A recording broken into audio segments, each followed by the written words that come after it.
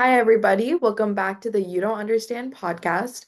So, for last week's episode, we had discussed how we had that major therapy session. And then from there, I was able to open up about a lot of the resentment and the things that I had been harboring over the years that had brought me, or had honestly brought our relationship to such a breaking point.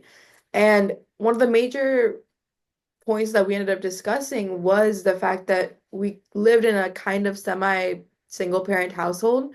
Um, for some context, my dad did not live with us for most of my life due to work. So yes, I did get to see him here and there, and I did get to see him when he would come back from work. But it was not as often. He didn't really live with us. And that did play a huge, you know, it did play a huge factor into how I felt secure within my relationships, not just with my mom, but with my dad, just a security as a family, just not having him there. And the added pressure there was because, I have a younger brother too. I feel like I had to step up at such a young age. And just how unfair I felt about like the whole situation altogether. So I'll hand it over to my mom. She could talk a little bit about her perspective as well. Yeah, many times children would not understand this, not that it was the most ideal situation, but then again, I always say that the intention matters. So, with the kind of setup that we had with Dada's work was that if he wants to progress, he should be willing to relocate and do things.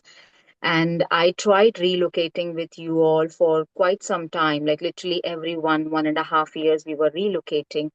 But then you and Adi came to a point where it was important for you to be in one place so you can have a more stable upbringing and a more stable friend group. Like everything is stable, not every year it's changing.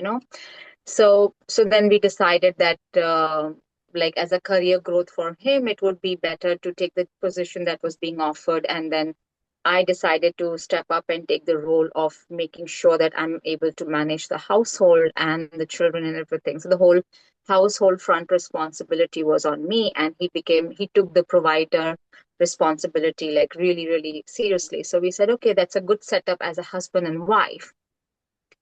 We thought that the kids are very young, so it's okay, I can still handle. But as we always say that children probably don't understand the parents' perspective because they have never been in their shoes and how the parents are thinking. So was it an easy decision for us? Absolutely not. It was a lot of struggle for Dada to do what he was doing alone away from family. So it was a sacrifice on his part.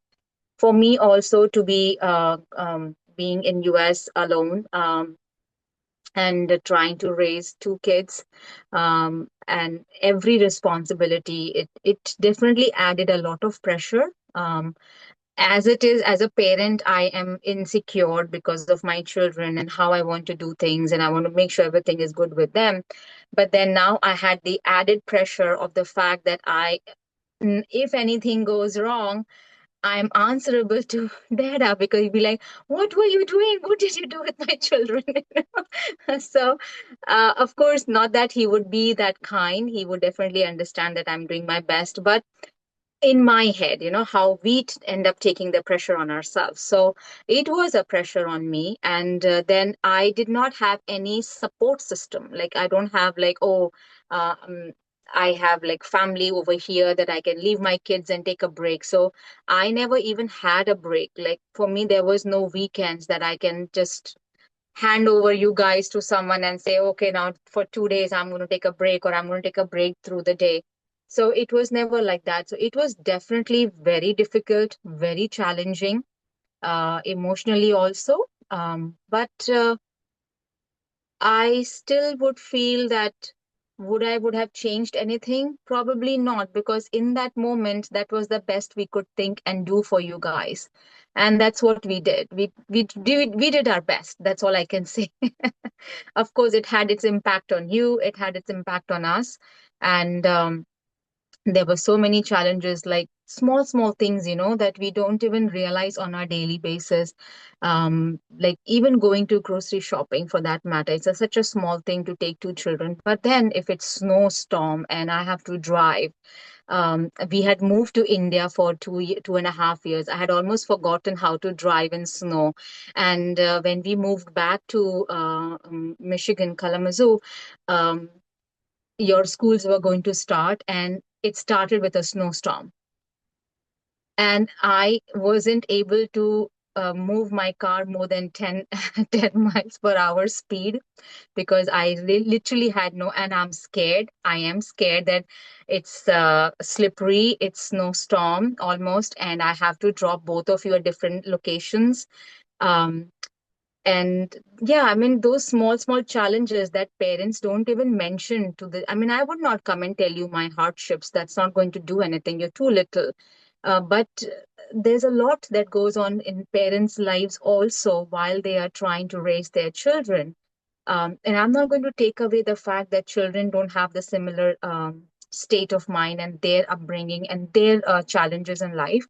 But I guess what I'm trying to say here is that if anybody is watching our podcast, all our viewers, I want them to know that we feel very entitled sometimes, that because I'm a child, I must have this, or because I'm a parent, my child should understand. It's both ways. And we feel that, but I guess somewhere it's important to really, really take a step back, reflect, and see whether what I'm as a parent trying, if there's anything I could have changed in those times, would be that I wish I would have seen how you are understanding what I'm trying to make you understand.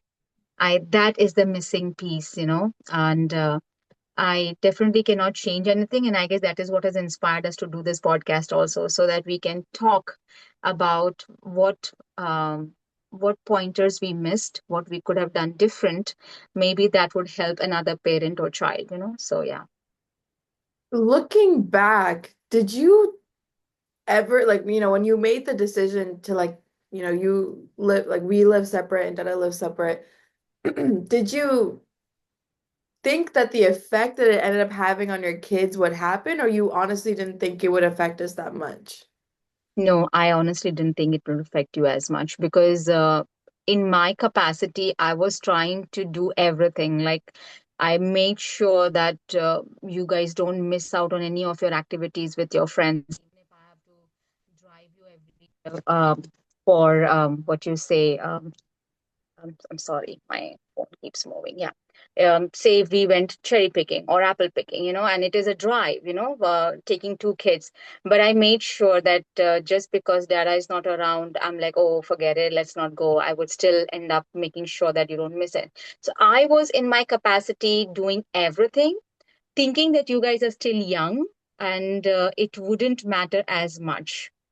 And of course, it wasn't that you couldn't see him. He would still come and visit and spend some time with us. But yeah, now of course, when I look at you guys, and when you guys share about how you people were thinking about things, I can understand that it was affecting you, but I didn't really think it would affect as much. Let's put it. I do remember you voicing out the fact that you did not think it would affect us that much. And honestly, like honest to God, that sentiment made no sense to me. Because I'm like, how did you not think that not having both parents in the household would not have an effect on your two kids, especially in the type of climate that we live in, like especially where we live. We live a very suburban lifestyle.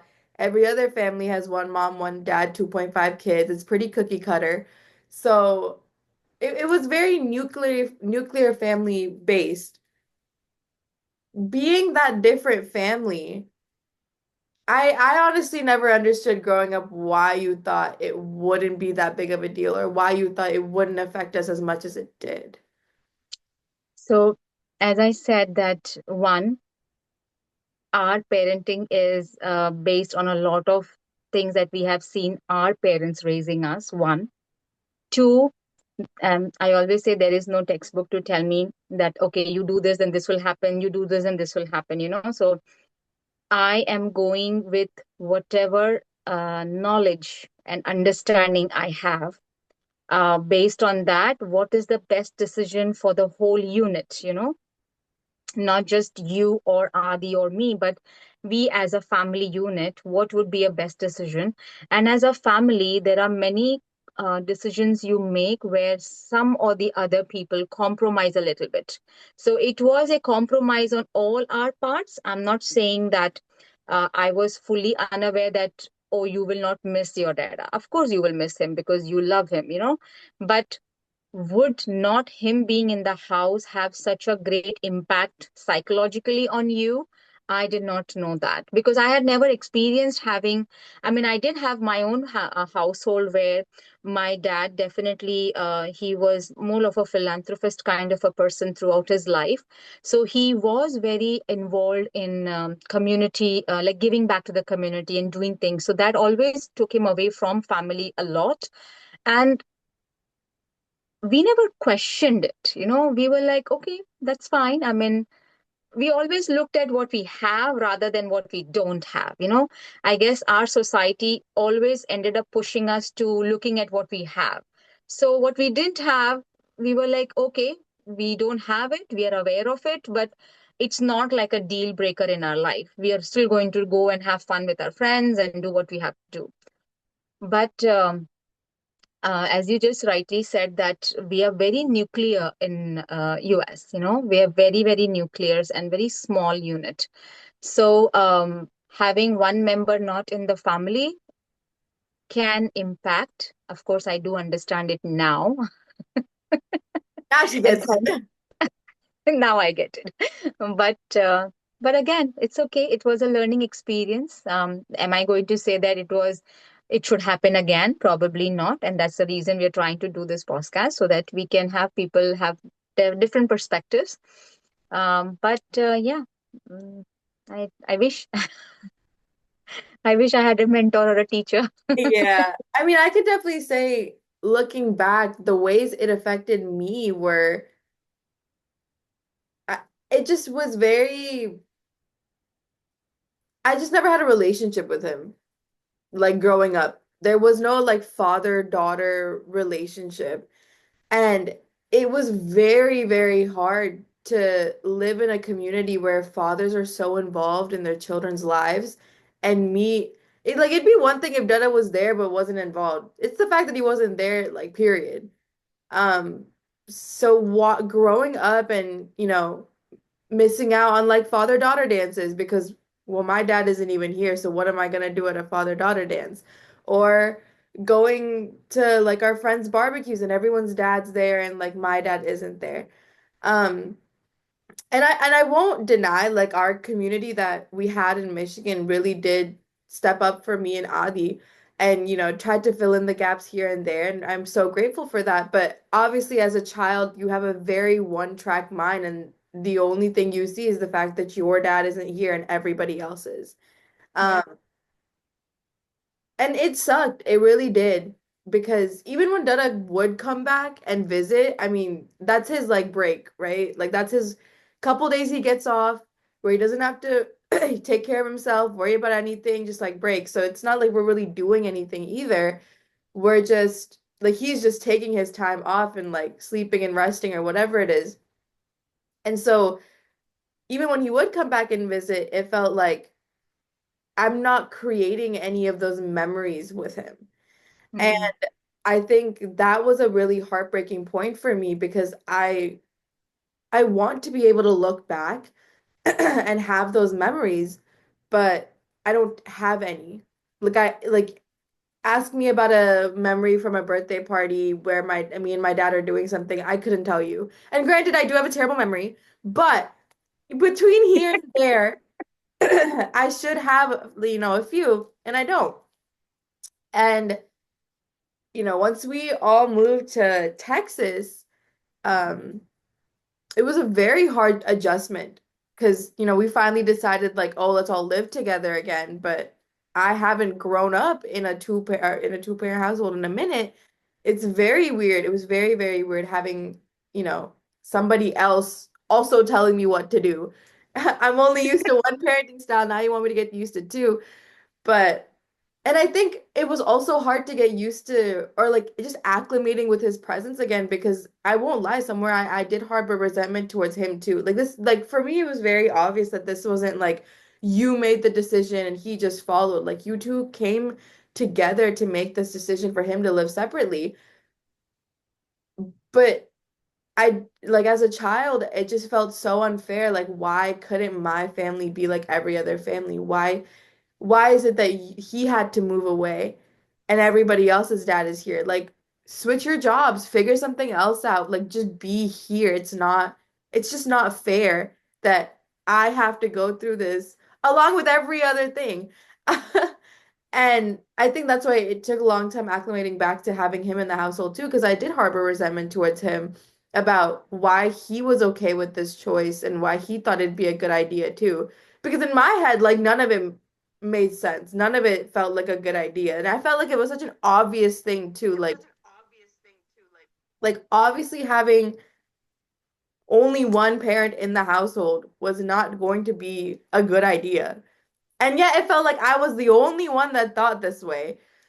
Um, and then, I mean, that it wasn't just the resentment part and you know, like how I felt towards the decision that you guys made. It also just the added pressure of feeling like I had to step up to the max so I could, be there for like I'm a very I think it's very obvious even from a young age that I was a very caring child. I was a very empathic child. I felt big emotions and I felt hard, but I always looked out for the other person's perspective. So I do remember being young and, understanding the situation that we were in to the best of my abilities.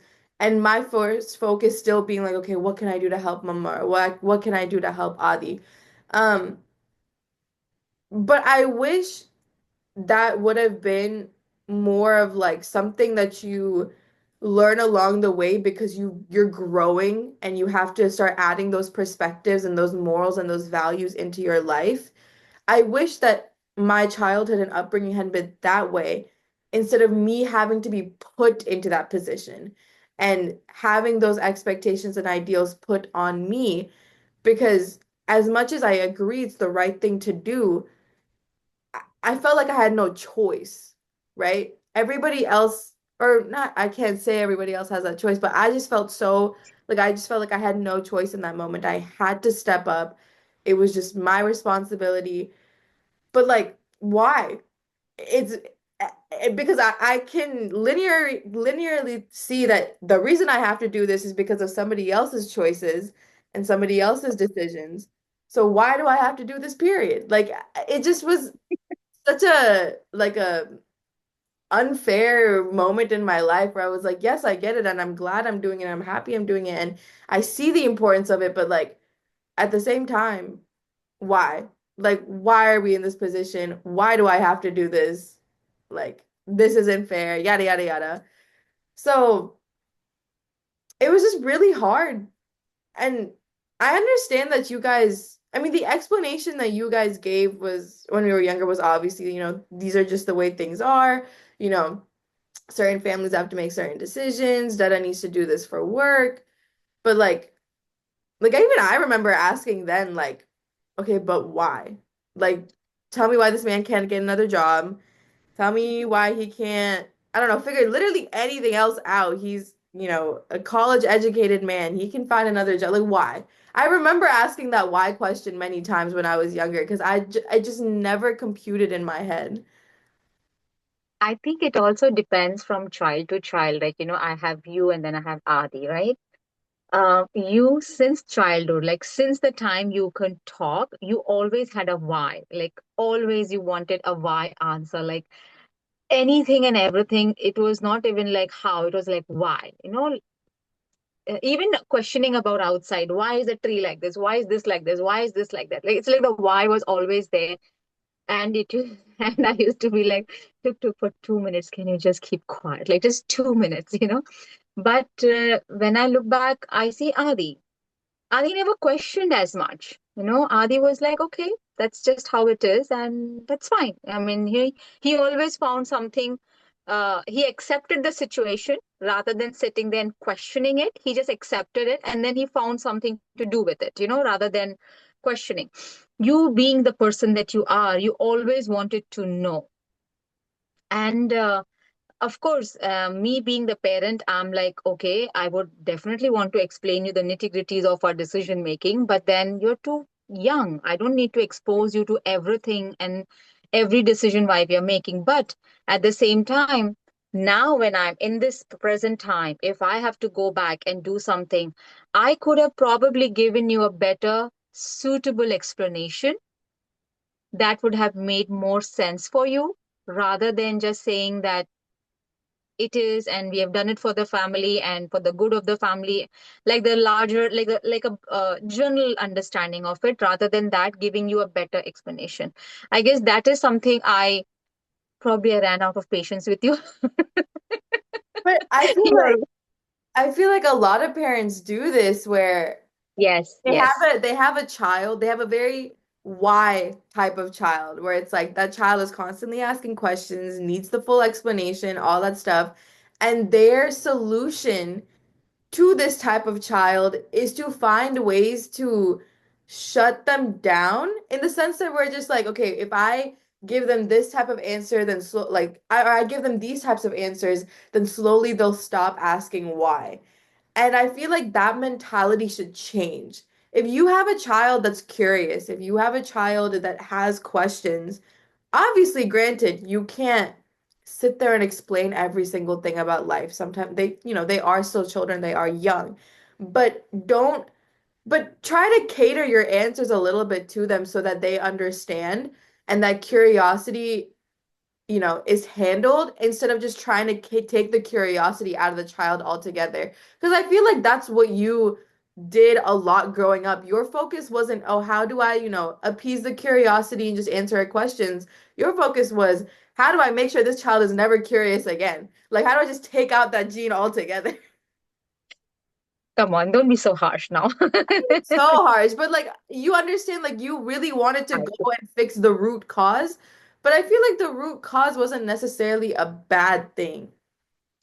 What? There were many factors. I would say it's not just about taking the curiosity out of you. As I said, that as a child, you've always been about the whys. And now, I, when you were the only child, I had all the patience in the world. I'm like, oh, yes, yes, I'm ready to answer everything.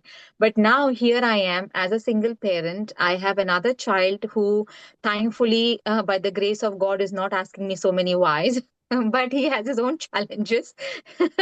And so there were many things that kind of were playing in my head as a parent, and patience, that also, it's not inborn in you. You learn in life, it just doesn't just happen. You really have to teach yourself to be more patient, and then you answer, and then you look at things, you respond to things rather than reacting to things, all these kind of things I was also learning with both of you. And now I have two different children, very different personalities, and I'm like, okay, somewhere the comparison also comes, as much as I don't want to compare you and Adi, but it was like, it's okay, the tuk tuk, it's fine, don't worry about it. Let's just finish this and let's move on, because I'm like, I have 10 different things outside of your why that needs to be done in that particular time frame. And I'm like, okay, I don't have the time right now to sit down with you and go through your whys. Rather than, let's just move on, it's a decision we made. For many things, it's not just this one decision. I'm sure I must have rushed you into things so many times when you want to sit down and understand, and I'm like, okay, we'll talk about it later, let's just take your bag and let's leave. We're always on a go, right? Is that the best thing? Probably not. I don't think so. Unfortunately, the society is literally running with our daily chores, and there is so much to be done. And that's why, you know, a parent, or becoming a parent, is a different ball game than becoming a mother and father. I gave you birth, that automatically makes me your mother. Mm. But now, if I have to parent, become your parent who's trying to go through your parenting experience, that is a different thing. That doesn't come naturally to you. You have to educate yourself. You have to learn what are you trying. It's like a project. Unless and until I know the details and understanding of the project, how am I going to make sure that my deliverables are good? Mm. So for me to be able to raise you is a project for me in one ways. I should definitely put all my understanding in understanding you so that I can do the right things. Am I going to be 100% right? Probably not. I might still make my mistakes, but maybe the impact would have been lesser, right? The impact would have been much lesser than what it is right now. I think it, So, oh, sorry, continue. no, no, go ahead, go ahead.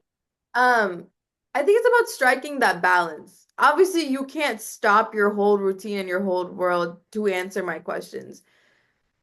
But then that's where we come back to the whole idea of what we were talking about last time with communication. It's Communication, like yeah. if you obviously can't sit there and explain it 10 different ways. So pick and choose your words carefully so that, you know, you're not just like, because the idea it shouldn't be like what answer should I give that's best for me.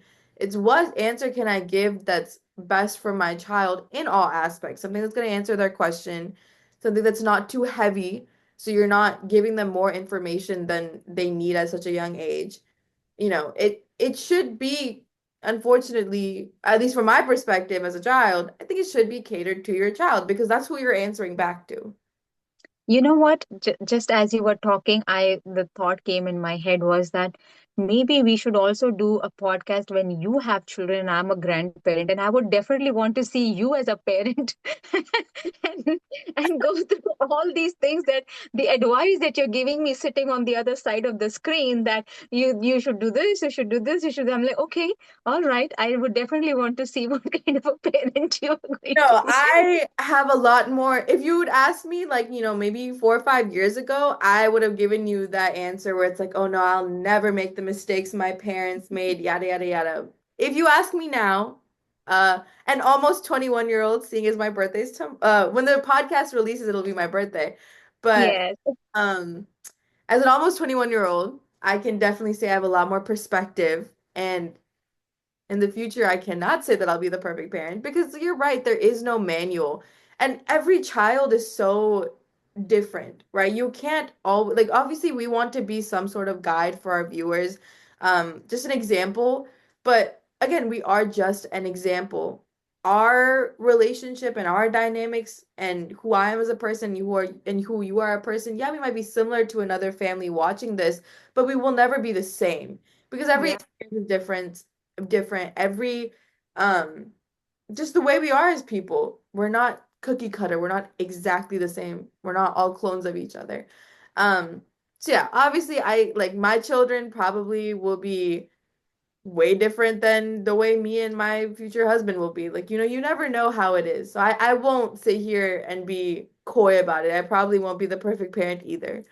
But I do think that I won't make all the same mistakes that you did. So that's good. So that means I'm a better parent then, because I'm raising a better generation than me and more aware generation than me. So which is good. I still take it as a compliment. Yeah, okay. Yeah. But But no, I that's the whole point of what we are doing right now, is that, as you just said, that it's not going to be the same. But I do want the parents to understand and spend that time with the children. Take that time, take that 2 minutes extra if you're getting late somewhere. It's fine if you're late, but take that 2 minutes extra, because the impact that all this had on you, was it worth it? Probably not. It was not worth it. So I would have rather taken those 2, 3 minutes extra to spend and sit down and answer your questions and understand what your perception is, how you are looking at the situation, versus me trying to give you that perspective and move on.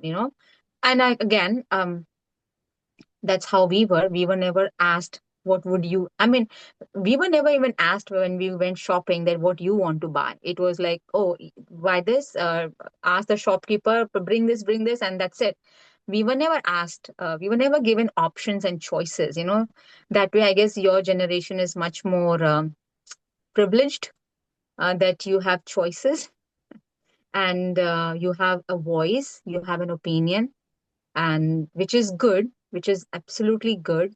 I guess as a parent, we just need to become more aware, more aware. I think there's this notion and idea that children are stupid and they don't, for lack of better words, they're stupid and they don't pick up on things or they don't see certain things or they don't harbor any feelings. And while that isn't, children can be stupid, no one's denying that. They do pick up on things. They do see the difference, especially in the type of generation and world that we live in now. It would Yes. be it wouldn't like you can't sit there and say that like, oh, kids don't see. They do. Because we live in a world of comparisons. Like that's really how our generation is. We're constantly comparing what we have with somebody else, what we have within our own families. And if you live in a world full of comparisons, it's very easy to see what somebody has and what somebody doesn't have. And because of that, kids pick everything up. They see it. Even if they don't know why or they're not looking at the nitty-gritty underneath the surface area, whatever, whatever, they see the overarching thing of, this is what's going on in my family, this is what's not going on in their family, the differences. They do see all of it. And I think parents do need to see that like you can't you can't take that out of the child. That is just such a culturally ingrained thing. That's just what children today see. You can't take that out of the child. You have to learn to work around it. If you know that your child is picking up on these things and you know that your child is seeing all these differences, then don't sit there and try to make them feel stupid and squash whatever opinions and thoughts that they're having. Hear them out. Let them voice out. Because, like, at the end of the day, the the first people that you should be able to come to and talk to about your opinions and your, whatever it is your parents, right? I mean, personally, that's how I feel. Yeah, no, I agree. As much as I always took pride in the fact that I always raised you as a person who has an opinion, who has a voice, and they can voice up. I never thought that I'm shutting down that voice also on the other hand, but I wanted you to be, because I was raised that way, that I didn't have a voice, and I always and I felt the pain and the pinch of not being able to express what I wanted to, because so the same way I felt that no, my children should always be able to have a mind of their own. They should be able to voice out what they're feeling. So I did some part of it right, and then I squashed the other part of it. This would Um, actually be a perfect place. Um, this can be a little segue into next week's episode. Because another huge issue that I had, and I expressed that in that therapy session was this, I like to call it being a hypocrite, but there's a wish-washiness. I wish you had a lack of better word over there rather than just outrightly calling me a hypocrite. Houston, no, Houston has made me very blunt. I say it how it is. And you're going to test it on me. Yes. But yeah, Hmm. I think that would be a good segue. We can end off for here now. That'd be a good segue for next week's episode. Um, Once again, as we've always said at the end of every episode, this is an opportunity for you guys to just see one perspective. If you ever have any questions, if you ever have any topics that you guys specifically want us to do a podcast about, then please reach out. You guys can always leave a comment, like, share, subscribe, all of everything. Um, and let us know, give us some feedback about what more you guys would like to hear from us because this is all for you guys. We want to be we want to be able to engage with our viewers. So, anyways, you already said it, so nothing much, but that's a good way to segue into the next episode. Definitely, it will make sense. The other thing is that, yes, you're turning 21 tomorrow. It is a huge milestone. And unfortunately, I'm not going to be there. And I'm upset that you're not inviting me. You invited your friends. You are literally across the Atlantic Ocean. I don't know what you want me to do. But you haven't even invited your dad. So he's another sob story right now. He's also probably thinking that how is it that we are not invited? But anyways, we understand. It's your 21st. Have fun, enjoy, and lots of love and blessings. And yeah, may you have an amazing, amazing birthday and beautiful life here on. Thank you. Thank you. But yes, please subscribe to the channel, like, and then comment and share on this video. And then we will see you guys next week. Bye, everyone. Okay. Love you. Bye.